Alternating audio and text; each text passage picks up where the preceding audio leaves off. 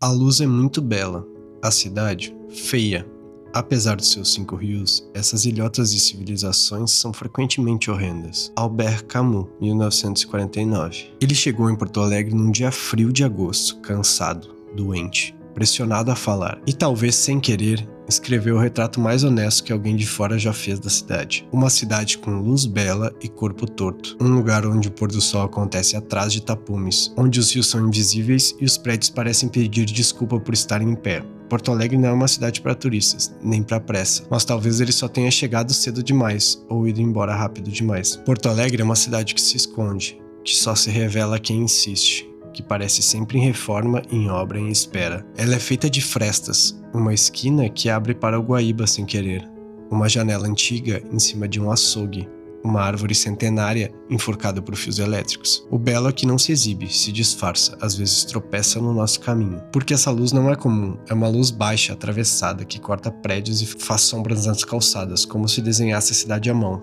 No inverno, ela escorre pelos paralelepípedos e deixa o céu com aquele azul que parece digital. Há dias em que Porto Alegre parece um grande pano molhado estendido sobre o vento, há outros em que parece um cenário abandonado pronto para ser desmontado. Mas mesmo nos dias em que tudo parece desabar, ela resiste. O caos aqui não impede a vida, ele faz parte dela. As ruas mudam de nome do nada, as linhas de ônibus fazem curvas que desafiam a lógica, os bairros não têm começo nem fim, é como se a cidade tivesse sido montada por partes que nunca conversaram entre si. E mesmo assim, de algum jeito, ela funciona. Funciona porque há improviso, há memória. Érico Veríssimo apresentou Camus naquele auditório lotado, com uma voz doce, lenta. Talvez tenha sido ali naquele instante que Porto Alegre tenha mostrado sua melhor versão, uma cidade que pensa, que escuta, que se importa. Mas Camus não ficou para ver muito mais, e ainda assim ele viu a luz que disfarça os defeitos, mas não apaga, a luz que toca os prédios como se pedisse desculpas por tanta pressa, a luz que insiste quando chove, insiste quando venta, insiste quando o céu não parece insistir. Há cidades que gritam, outras que se exibem. Porto Alegre não.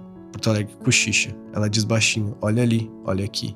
Não vai embora ainda. Quem fica, aprende a escutar, aprende a ver a beleza onde não deveria haver. Aprende a enxergar poesia em fios caídos, em fachadas quebradas, em janelas acesas. Tem quem diga que aqui tudo é difícil, que nada anda, que tudo emperra. E de certo modo é verdade. Mas tem algo honesto nessa dificuldade, algo que aproxima, que humaniza. A cidade falha, mas tenta, erra, mas continua. É uma cidade que guarda silêncios, silêncios que gritam, gritos que se escondem, histórias que ninguém mais lembra, mas que ainda estão gravadas no concreto, na madeira, no vento, e no meio disso tudo, e entre as frestas, há a luz. Talvez seja por isso que mesmo indo embora, a gente nunca esquece. Mesmo quem só passou por aqui carrega alguma coisa, um cheiro, uma imagem, uma sensação que não sabe nomear. Algo entre nostalgia e ruído, entre afeto e irritação, entre vontade de sair correndo e nunca mais partir.